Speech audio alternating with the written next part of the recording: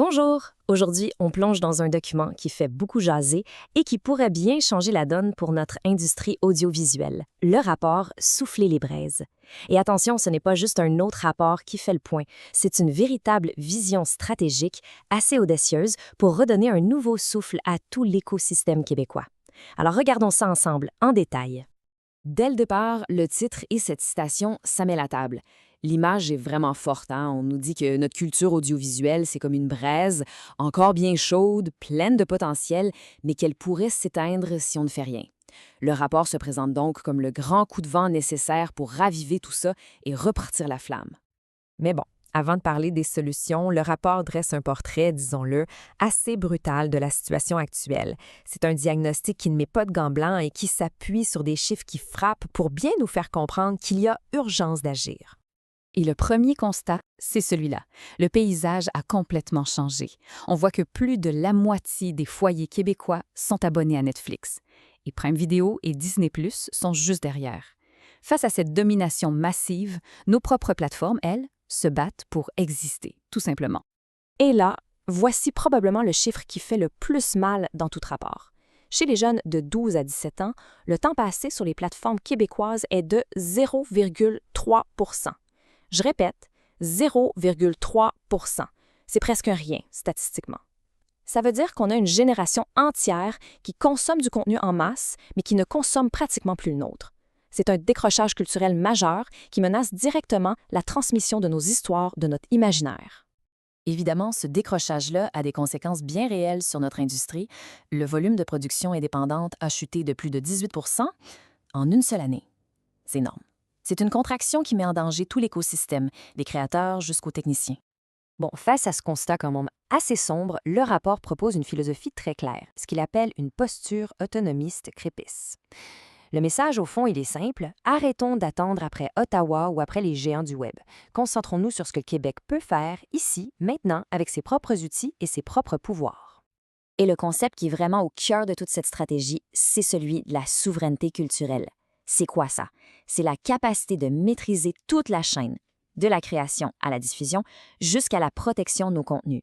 Bref, c'est le droit fondamental de pouvoir se raconter nous-mêmes à notre façon. Pour y arriver, le plan mise sur nos propres institutions culturelles.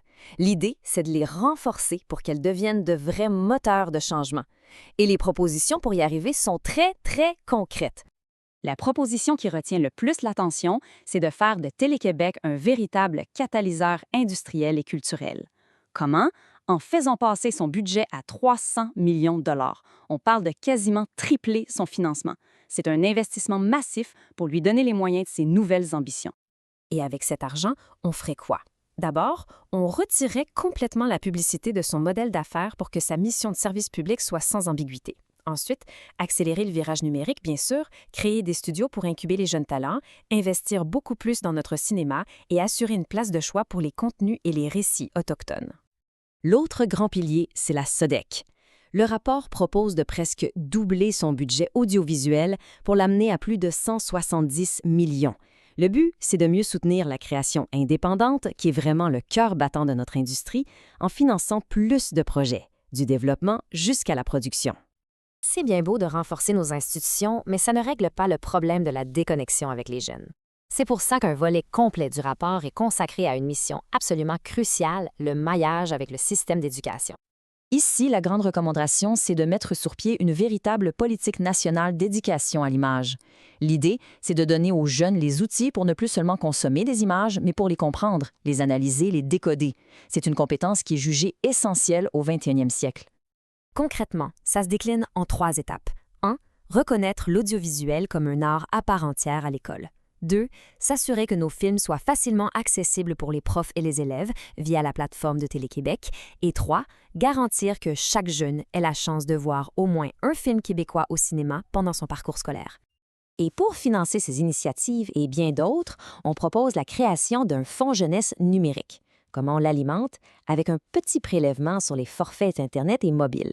L'idée, c'est de réinvestir une partie des profits du numérique directement dans la création numérique jeunesse d'ici. Cette idée de prélèvement, ça nous amène à la proposition la plus structurante, la plus radicale du rapport, une refonte complète de notre modèle de financement. Le rapport propose un vrai changement de paradigme. Le modèle actuel, il dépend beaucoup des crédits d'impôt, qui peuvent être instables. Le nouveau modèle, lui, garderait les crédits d'impôt pour attirer les tournages étrangers, mais remplacerait une bonne partie de l'aide à la production locale par un prélèvement direct sur la TVQ payée sur les services numériques.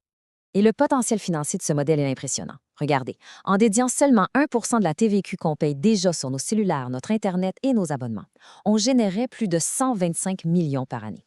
À 3 on parle de 375 millions.